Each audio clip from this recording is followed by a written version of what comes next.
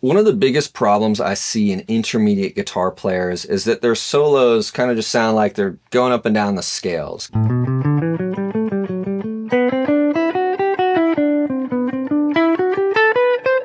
Where you have no idea what chord I'm playing over, right? If I actually center my ideas around the triad notes,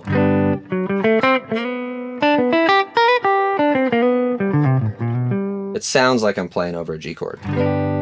We spend all this time learning scales, but if you only learn the scale and don't really know how to use it, then you just kind of start going up and down, maybe in different patterns and stuff, but it can sound boring after a while. So what I've found to be the most effective way to solve that and to start playing more musically is to focus around the chord that you're actually playing over. So this helps not only with playing over one chord, but with playing over chord changes as well. If you actually can focus on the notes within each chord, your ideas are just going to sound a lot more useful, a lot more powerful, and like they make a lot more sense over the chord you're actually playing over.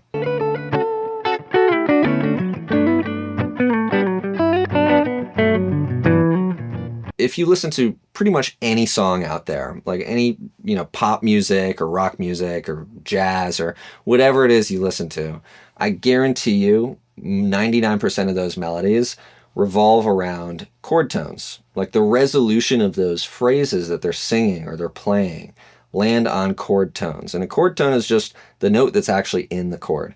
So in this video, I'm going to show you an awesome exercise that you can do to start to connect your scale with the chord tones themselves so that you can actually use the scale to resolve on the chord tones of the chord that you're playing over. It's going to make your ideas sound 100 times better, I guarantee it. So the first thing you want to do is learn all your triad inversions up and down the neck. And I'm going to do this with a major chord. We're going to do this with G major. So for a G major, there are 3 notes that build a G major chord. It's G, B, and D. So the triad is literally when you just play G, B, and D together, right? I like to think of it like the 1, 3, and 5, or the first, third, and fifth note of the major scale. That builds your triad. So all these chords, these little voicings that I'm about to play right now, are triads. They're just 1s, 3s, and 5s mixed up in different orders. So here's one of them right here. That's a 3, 5, 1 triad. So there's a G. Here's another one. And another one. And another one. If I really analyze what's in here, you have a 1, a 5, a 1, a 3, a 5, and a 1. By those numbers, I just mean the number, the scale degree. So the first note in the scale, the third note in the scale, and the fifth note in the scale. Those triad notes, right? So you can see that this triad is already within that chord. So I like to visualize that chord to help me see the triad, right? So let's do these up the neck a little bit more. There's a few more to look at here. This is another G triad. Kind of looks like an open D chord, right? Just way up here. Here's another one. Another one. Another one. All right. And those all kind of look to me like this C shape, if you guys know the K shape up here. But those are all G chords as well, right? Now the last position is up here, kind of relating to the A shape in the cage system. For this G chord up here. You have this triad, you have this triad, you have this triad, and you have this triad. Okay, so we got these.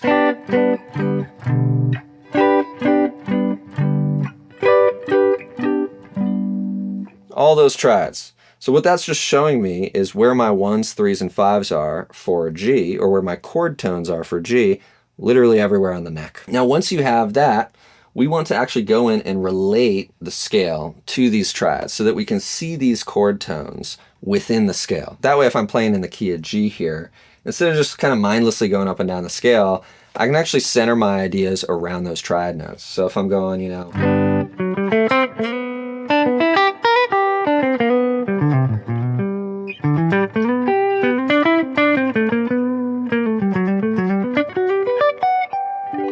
right? As opposed to just kind of going.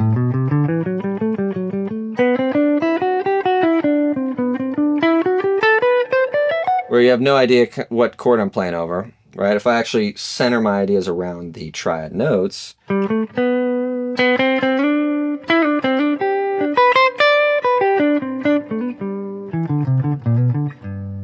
it sounds like I'm playing over a G chord. So here's the exercise. What we're going to do is we're going to take each of those triad inversions and figure out what the scale looks like when you go from the low note of the triad to the high note of the triad.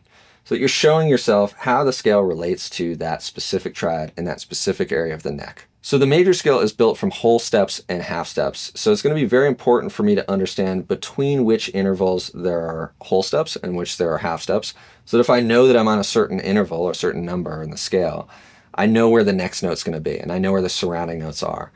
So in a major scale, you have like this whole, half, whole, half pattern that you guys may have heard before. Basically like 2 whole steps and a half step and 3 whole steps and a half step. But I prefer to think of it like there's a whole step between everything, between 1, 2, 2, 3, except between 3 and 4, and between 7 and when you get back to 1. So between 3 and 4 and between 7 and 1, there are half steps, but everything else there's a whole step. So the reason that's useful is if I'm playing this triad here, and I'm trying to figure out what my scale looks like in that area, if I know that my 1 is here, like the root of the chord, the first note in G, then I know my surrounding notes in the scale. I know that if I wanted a 2, I could go up a whole step. And if I wanted a 7, I could go down a half step, because between 7 and 1 there's a half step, right? So now I know some of the scale in this area. So for my other notes in the triad, if I know what intervals I'm actually playing, I can also figure out the scale in relation to that, right? So I know this is the third, and I know that between the third and the fourth, there's just a half step. So I know I have a note in the scale right next to it, right? I also know I have a 2 right below it. A whole step below it, right? This is my 5th, right? So I could go up a whole step to get the 6, 7, 1. What I'm going to do is I'm going to play the triad, and I'm going to start from this third here, this first note of the triad, and play up through the scale until I get to the high note of the triad. From each triad, if I do that,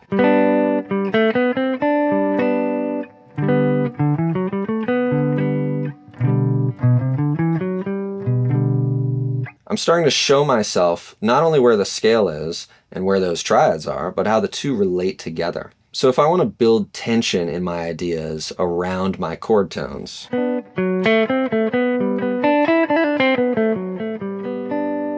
I can kind of use those scale notes surrounding my chord tones to then enclose those notes or to land on those notes, right? And use those other notes as kind of ways to sort of build tension to resolve my ideas around the notes in the chord. And it's just going to sound a lot more effective. Your melodies are going to be way stronger. So let's go through that again. If I start on this triad, that's the scale, the piece of the scale that relates to that triad. Here, it's like 1, 2, 3, 4, 5, right? Here's my 1, 3, and 5. Here's 5, 6, 7, 1, 2, 3. That's like 3, 4, 5, 6, 7, 1. If you do this in every position, you're going to get really good at not only seeing the scale everywhere, but how that scale relates to the triads everywhere on the guitar. So I'm going to do it here too.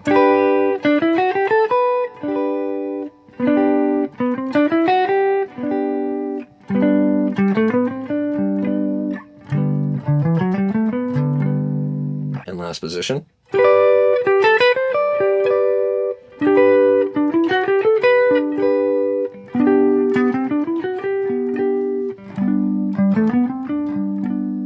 So as I'm doing this, I'm really paying attention to where those intervals are specifically. Like if you can actually really tell yourself what interval you're on at any given time, that's going to set you up really good long term here.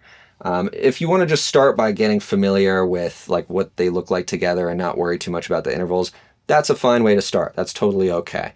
But over time, you do want to get used to like where your specific intervals are, because once you tie that in with what you're hearing and all that, it's just going to give you more power over the ideas that actually come out. So the next step here is to bring in some sort of time element and do this to a metronome or a backing track.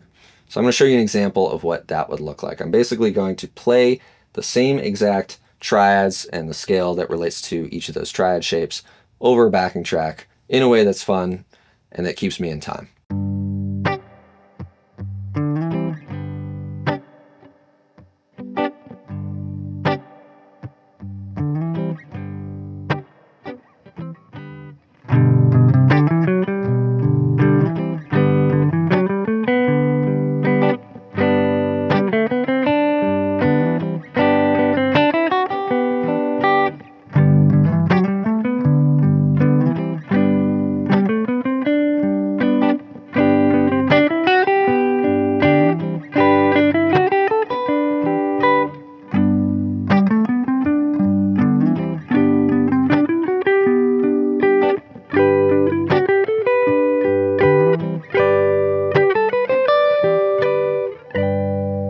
And so for this exercise, the concept is that every time we land on a 1, 3, or a 5, we're going to harmonize it with a triad.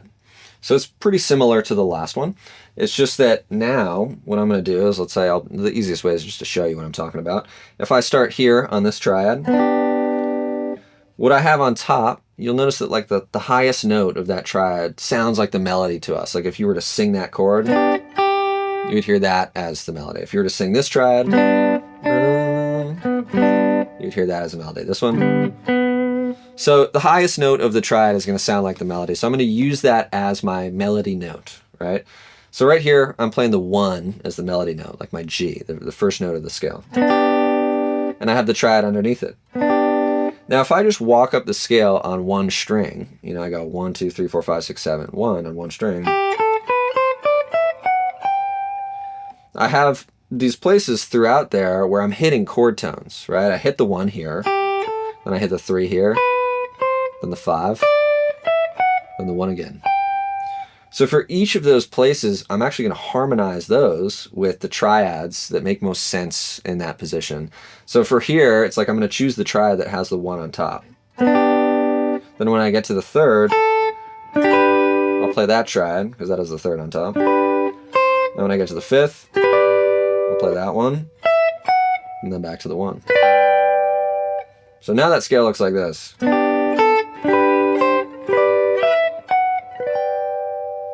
I can do that on each set of strings, right? I can do it on the next set of strings, like the D string through the B string. There's my 5th, 5, 6, 7, 1, 2, 3, 4, 5. So.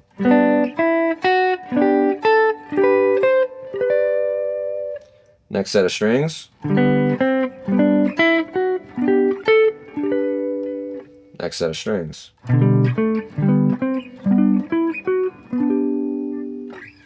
So what that's showing me is how the triads relate to the scale, now moving in a kind of a different way, right?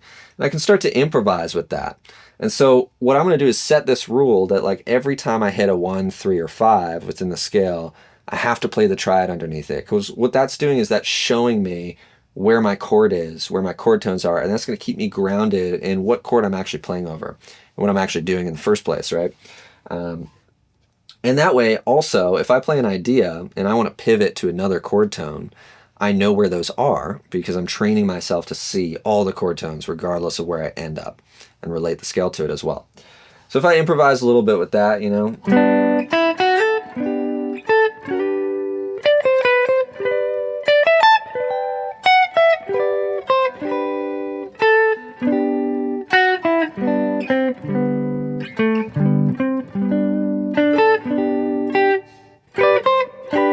Right, it's very tough, you know, because I'm trying to make sure that every time I hit a 1, 3, or 5, I'm hitting a triad with it. Let's try it again.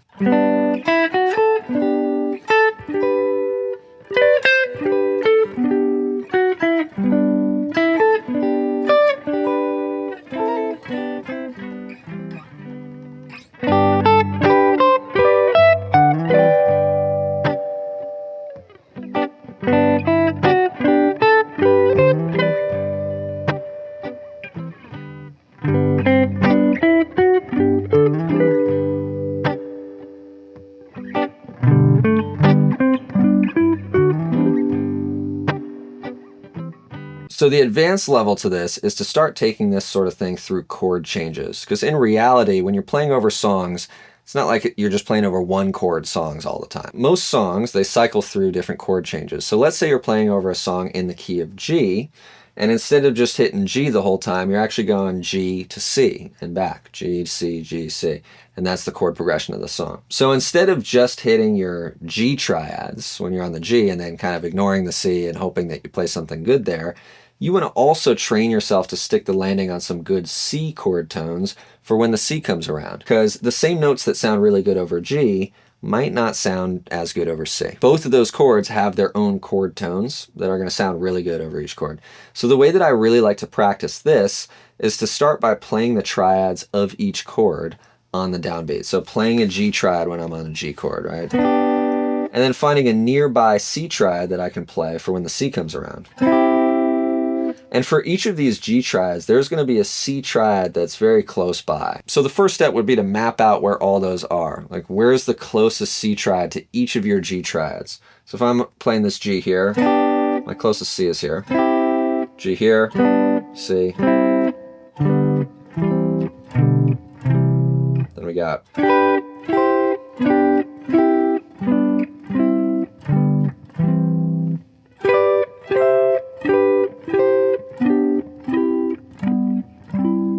So for this very last exercise, what I'm going to do is I'm going to play G on the downbeat of G. So I'm going to play a G triad when the G chord comes around, and I'm going to play a C triad when the C chord comes around. And in between, I'm going to use notes from the G major scale to kind of lead in between the two triads.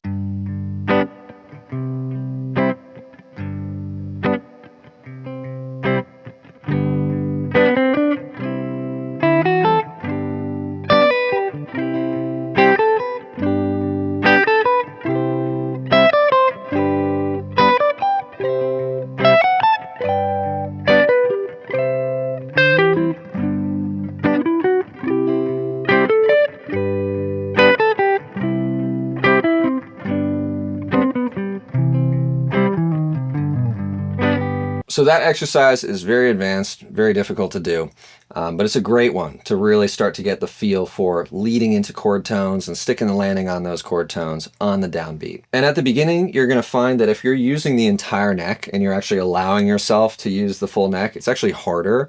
I like to start by limiting this down to a specific range. So I might even pick 2 triads to do this with. Like, I might even just pick this going here and just get the feel for going, you know,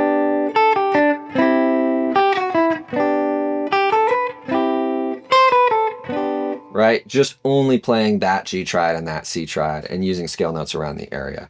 Then you can start to branch off a little bit, maybe do the entirety of this position, then the next position, then you can start to tie it all together. So start with those first 2 exercises, and then as for the last one way you can implement that into the routine is by picking a song that you like that has a simple chord change, like just 2 chords.